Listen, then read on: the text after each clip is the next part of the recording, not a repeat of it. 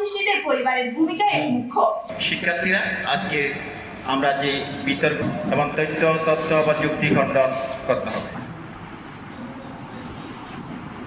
কমিটিতে বিশেষ করে সম্মানিত সভাপতি এবং সাধারণ সম্পাদক, যাদের আন্তরিক এবং অক্লান্ত চেষ্টার মাধ্যমে আমরা এরকম একটি সুন্দর অনুষ্ঠানের আয়োজন করতে পেরেছি, এবং সাথে সাথে আমি কৃতজ্ঞতা জানাচ্ছি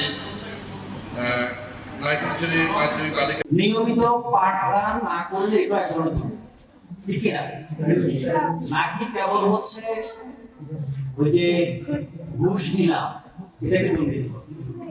আসলে সমাজের এই চেতনাগুলো ছড়িয়ে দিতে হবে যে দুর্নীতি কেবলমাত্র, আমরা কোনো অস্বীকার করি না যে আমাদের আমলাতন্ত্রে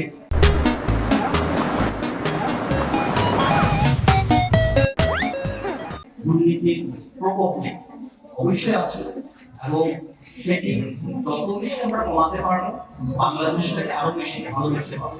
তবে এই ভালোটা কেবলমাত্র আমি মনে করি যে একটা গোষ্ঠীকে মেনশন না করে প্রত্যেকটি নাগরিকের যে নৈতিক অবস্থান আছে সেটি অনেক বেশি সুসংহত করতে হবে।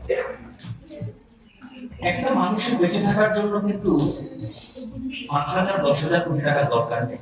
আজকে 3 দিন ধরে একটা নিউজ কিন্তু টপ অফ দ্য কান্ট্রি, জানি তো আমরা মিস্টার বেনজি আহমেদ নাকি আছে না, কেন তাকে নিয়ে এত আলোচনা? আজকের আয়োজিত বিতর্ক প্রতিযোগিতায় উপস্থিত মাননীয় মডারেটর, বিজ্ঞ বিচারক মন্ডলী, শিক্ষক শিক্ষিকা মন্ডলী, প্রতিপক্ষ দলের ভাই বোনেরা এবং আমার সাথে উপবিষ্ট সবাইকে জানাই আন্তরিক শুভেচ্ছা ও সালাম। আসসালামু আলাইকুম। আজকে আমাদের বিতর্কের নির্ধারিত বিষয় হলো দুর্নীতি বিরোধী মনোভাব সৃষ্টিতে পরিবারের ভূমিকা মুখ্য।